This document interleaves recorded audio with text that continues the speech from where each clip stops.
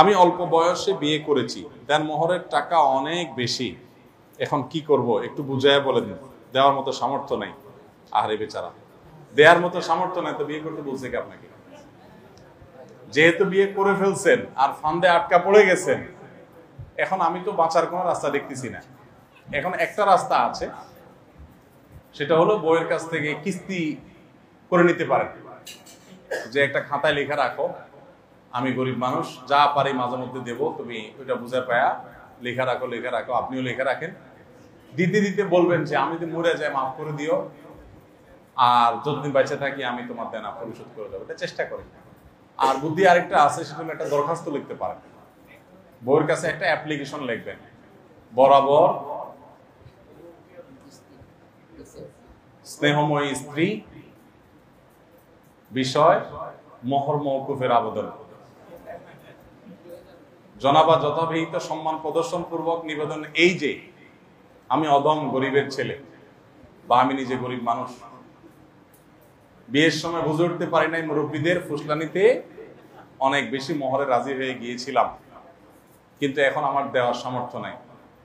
আপনি আপন অনুগ্রহে আপনার অধিকার মোহর থেকে কিছুটা কমাইয়া দিয়া আমার প্রতি অনুগ্রহ করিয়া বাধিত করিবেন, বিনীত আপনার গরিব স্বামী। এরকম একটা দরখাস্ত লেখার পর স্ত্রী যদি মায়া করে দয়া করে বলে ঠিক আছে, সাইন দিয়ে বলে যে ঠিক আছে 50% মওকুফ করা হলো, 100% আরেক দেখছেন ফুল ফ্রি চায়। যদি স্ত্রী মাফ করে দেয়, আল্লাহ বলেছেন ফাকুলুহু হানিআম মারিআ, তোমাদের স্ত্রীরা যদি তোমাদের, এটা সিরিয়াস ইস্যু, স্ত্রী যদি তোমাকে নিজে থেকে বলে ঠিক আছে মোহরের এই অংশ আমার দেওয়া লাগবে না, সেটা তো আসলে সহজে পাবেন না। বউয়ের সাথে যদি আচরণ খারাপ করেন, বউ কি মওকুফ করবে? বলবে চান্দু কড়াই ঘন্টায় সব বুঝে নেব, কোনো মাফ নাই, দুনিয়াতে দিবা না আখিরাতে নেব। আর যদি আগে ভাগে ভদ্র ছেলের মতো থাকেন, সুন্দর আচরণ করেন, গালিগালাজ না করেন, ব্যবহার ভালো করেন, তাহলে দরখাস্ত করলে ফুসলালে ফাসলালে মাফ টাপ চাইলে হয়তো মাফ পাইতে পারে। সিরিয়াস ইস্যু, হাসির ইস্যু না। স্ত্রীর যে মহারানা, এটা পরিশোধ করতে হবে ভাই। অনেকে আমরা এই মাসআলা জানি না। আপনি যদি মারা যান, আপনার বউয়ের মোহর দেওয়া ছাড়া আপনার যে সম্পদ আছে, এই সম্পদগুলো ভাগযোগ পরে হবে, আগে স্ত্রীর মোহর এখান থেকে পরিশোধ হবে, তারপরে থাকলে ছেলে মেয়ে ওনারা ভাগ পাবে। জিনিসটা ছেলে খেলা না। অনেকে আমরা মনে করি যে মোহর এটা বোধহয় কথার কথা, এমনি বোধহয় ধরতে হয়, বোধহয় এটা তো দেওয়া লাগে না। এটা সিরিয়াস, এটা পাওনা, একটা দেনা স্ত্রীর কাছে আপনার দিতে হবে।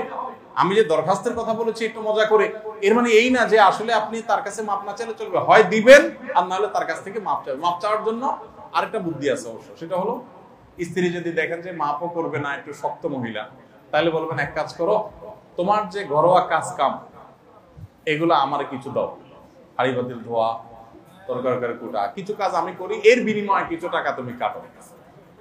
মানে এক কথায় বউয়ের কাছ থেকে কিভাবে আদায় করবেন সেটা আপনি জানেন, কিন্তু মাপ আপনাকে আদায় করতে হবে, আর না হলে তার টাকাটা থাকে পরিশোধ।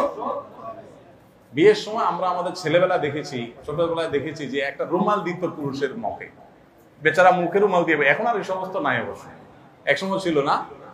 আমার প্রায় মনে উঠতো যে এই রুমালটা বেচারা মুখে কেন দিয়ে রাখছে। মানুষ সাধারণত গরুর মুখে ইয়া দেয় যাতে ঘাস না খায়, বেচারা মুখে রুমাল দিছে কেন? তো পরে আমার কাছে মনে হলো যাতে কোনো কথা না বলে, কারণ অনেক বিয়ে আগের সময় ভেঙে যেত, জামাই কথা বললে বলে বেয়াদব ছেলে, বিয়েই ভেঙে যেত। এরকম অনেক বিয়ে দেখেছি আমরা যে বিয়ে ভেঙে গেছে। তো যাই হোক, এই যে ব্যাপারটা, ছেলেকে কোনো কথা বলতে দেয় না। আমার বিয়ের সময় যখন মোহর ধার্য হবে, আমার মামা শ্বশুর ছিলেন, আল্লাহ ওনাকেও দুনিয়া থেকে নিয়ে গেছেন, আমার আব্বাজান ছিলেন, আল্লাহ ওনাকেও নিয়ে গেছেন, আল্লাহ তাদের উভয়কে মাগফিরাত নসিব করুক। তো তারা বার্গেনিং করতেছিলেন মোহরের ফিগার নিয়ে, মুরব্বীরা। তো আমি বিনয়ের সাথে ফ্লোর নিয়ে বললাম যে আমি তো মোহর আসলে এত পারবো, এর বেশি না, আমি সামান্য কয়টা টাকা বেতন পাই, তাহলে মোহর তো আমি কত যেন 35,000 বোধ না কত যেন ছিল, বললাম যে আমি তো এর বেশি পারবো না। তো তারা, আমার মামা শ্বশুর বলতেছিল না এটা কি হয় নাই, কারণ দেখেন মোহরটা আমার দেওয়া লাগবে, এটা আপনার ইস্যু না, আপনি দেওয়া লাগবে না, আপনি জোর করে চাপাই দিলে তো হবে না, আমি এর বেশি পারবো না। তো এখন পরে আলহামদুলিল্লাহ আমার কথা অনুযায়ী হয়েছে। এখন অনেক মুরব্বীরা আছে, এখানে ছেলে কথা বললে বলবো বেয়াদব, এখানে শুধু বেয়াদবির ইস্যু নয়, ইস্যু হলো বাবা আমার দেওয়া লাগবে, এটা আপনি আমাকে বাধাই দিলে তো হবে না। এই জন্য ছেলেরা মোহর ধরার সময় অনেকে ভাবের জন্য মোহর ধরে।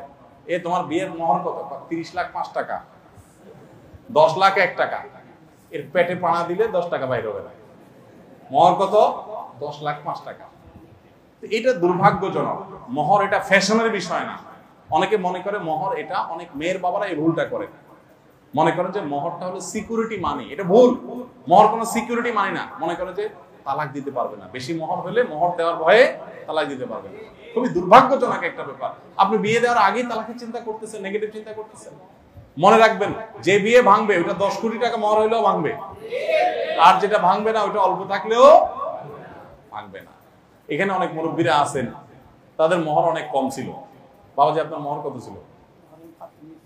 কত দিয়েছেন সেটা বলেন। দিছেন না দেন নাই? কত?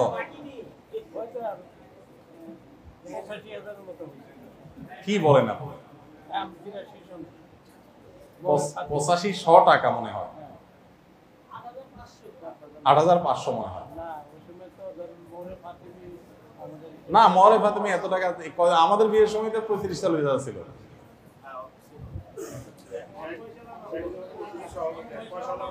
পয়সাওয়ালা মানুষ না তো আপনি এত কম দেওয়া ঠিক হয় নাই। আপনি চাচিরা আরো বেশি দেওয়া, এটা তো সামর্থ্য বেশি থাকলে বেশি দিবেন, সমস্যা কি? আচ্ছা, এখন দিয়ে দিন, এখন দিয়ে দিন। অনেকেই আছেন, অনেক মুরব্বীরা আছেন যে 5 টাকা 10 টাকা 20 টাকা সে আমলে মোহর ছিল, তাদের বিয়ে কি সব ভেঙে গেছে? এখনকার পোলাপান 20 লাখ 30 লাখ ভাঙে মোহর দেয়, 1 বছর না যদি বিয়ে ভেঙে যায়। তাহলে বোঝা গেল যে মোহর বেশি হলে যে ঠিক এমন কোনো কথা। মেয়ের বাবারা যারা এসব চিন্তা করেন এগুলো ভুল চিন্তা করবেন। আর ছেলেরাও মোহর ফ্যাশনের জন্য 10 লাখ 20 লাখ ধরেন, মনে করে যে ভাবচক্কর, সে যে আসলে ফাঁসা যাচ্ছে নিজে টের পাচ্ছে না, এই জন্য খুব হিসাব নিকাশ করে পা ফেলবেন।